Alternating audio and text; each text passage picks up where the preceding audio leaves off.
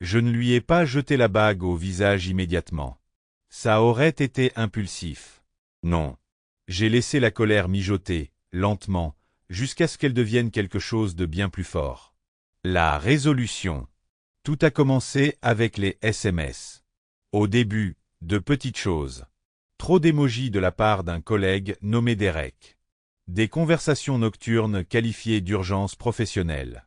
Et une distance grandissante entre nous, plus épaisse que les murs de béton de notre maison, me semblait plus profonde. Je l'ignorais. Je lui faisais confiance. Après tout, nous étions mariés depuis 7 ans. 7 ans à rire de blagues idiotes, à manger des crêpes le dimanche et à promener le chien ensemble le soir. Quel genre d'idiot remettrait tout ça en question à travers quelques SMS? En fait, le genre d'idiot qui devait regarder sa femme préparer sa lingerie pour un voyage d'affaires. Je l'ai vue alors qu'elle fermait sa valise. Des vêtements noirs en dentelle qu'elle n'avait pas portés depuis des mois. Pas pour moi, en tout cas. Mon cœur s'est serré, mais je n'ai rien dit. J'en avais envie. Mon Dieu, j'en avais envie. Mais quelque chose me retenait. Peut-être n'étais-je pas encore prêt à entendre ces mensonges. Peut-être voulais-je davantage de preuves. Ou peut-être que je voulais me venger. Elle est partie ce matin-là en m'embrassant sur la joue comme si j'étais un golden retriever. Je reviens dans 3 jours, ma puce, a-t-elle dit d'une voix si mielleuse que j'en ai eu la nausée. Je suis resté là, le goût de la trahison persistant dans ma bouche, et je l'ai regardée partir. Dès qu'elle a disparu au bout de la route, je suis passé à l'action. Première étape, vérifier la tricherie. Je n'allais pas gâcher ma vie à cause de soupçons. J'ai fouillé dans son ordinateur portable, où elle avait bêtement enregistré son mot de passe de messagerie dans le navigateur. Dès que j'ai ouvert sa boîte de réception, mon cœur a battu comme un tambour. Et voilà, une confirmation d'hôtel, réservée pour 2 personnes. Service en chambre pour 2. J'avais hâte d'être à ce week-end, ma belle, m'a écrit Derek, que je détestais désormais plus que les impôts. J'avais l'estomac noué. Ma main serrait si fort la souris que j'ai cru qu'elle allait se casser. Mais au lieu de pleurer ou de crier, j'ai souri. Ce n'était pas un sourire joyeux. C'était le sourire d'un homme qui savait que la partie n'était pas terminée. Pas encore. Deuxième étape, la préparation. Je me suis déclaré malade au travail. J'ai passé les 2 jours suivants à téléphoner, à rédiger des emails et à élaborer un plan si solide qu'il aurait pu étouffer une baleine. Il ne s'agissait pas seulement de la prendre en flagrant délit. Il s'agissait de retrouver ma dignité. Je n'allais pas la laisser revenir dans ma vie avec de fausses excuses et une bouteille de vin bon marché. À son retour, j'étais prêt. Ça a commencé dès qu'elle a franchi la porte, valise à la main, sentant le shampoing d'hôtel et la tromperie. Elle m'a souri, ce sourire qui dit « Je suis un peu coupable, mais tu ne m'attraperas jamais. » « Dis donc, mon cœur, dit-elle en se penchant pour un baiser. Je reculai, levant la main. « Il faut qu'on parle. » Son visage se figea, mais seulement une seconde. Elle savait très bien brouiller les pistes, du moins le pensait-elle. Qu'est-ce qui ne va pas? Je n'ai pas répondu. À la place, j'ai brandi son téléphone, que j'avais récupéré sur sa table de nuit avant son retour. Un email de Derek était affiché à l'écran.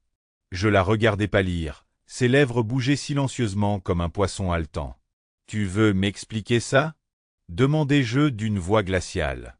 « Ce n'est pas ce que ça paraît, balbutia-t-elle. « Oh, c'est vrai?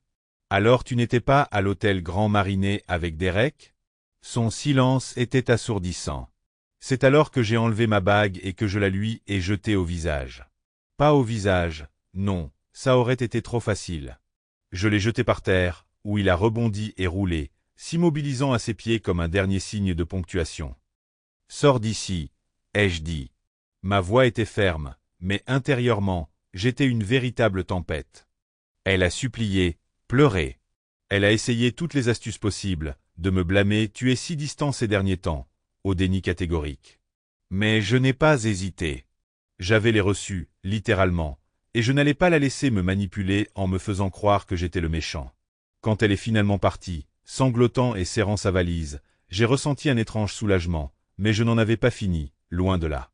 Étape 3, les conséquences. D'abord, j'ai envoyé à la femme de Derek, oui, il avait une femme, un courriel anonyme avec tous les détails croustillants. pièces jointes, reçus d'hôtel, capture d'écran de leur courriel et même une photo d'eux ensemble que j'avais récupérée sur son téléphone. Je me suis dit qu'elle méritait de savoir à quel genre d'homme elle était mariée. Ensuite, je me suis assuré que la nouvelle parvienne à ses parents. Ils l'avaient toujours trouvée parfaite, l'enfant chéri, infaillible. Eh bien, voyons à quel point il la trouve parfaite après avoir découvert qu'elle trompait son fidèle mari avec un raté de la comptabilité. Mais le clou du spectacle? C'était la vidéo. Voyez-vous, j'avais installé des caméras dans la maison il y a des semaines, non pas pour l'espionner, mais pour la sécurité. Du moins, c'est ce que je me disais. Il s'avère qu'ils ont capturé bien plus que le chien qui aboie sur les écureuils.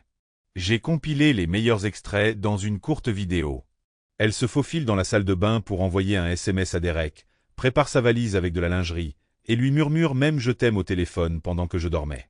Je l'ai posté en ligne, non pas sur Facebook, où nos amis communs auraient pu le voir, mais sur un forum privé où les tricheurs sont démasqués. En quelques heures, c'est devenu viral. Des milliers de personnes l'ont vu, commenté et exprimé leur indignation.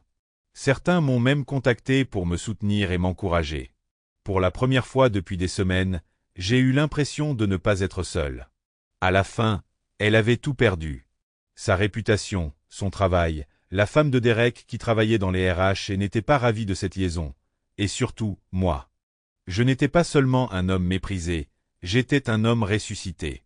Quant à moi, je n'ai pas simplement tourné la page, j'ai prospéré.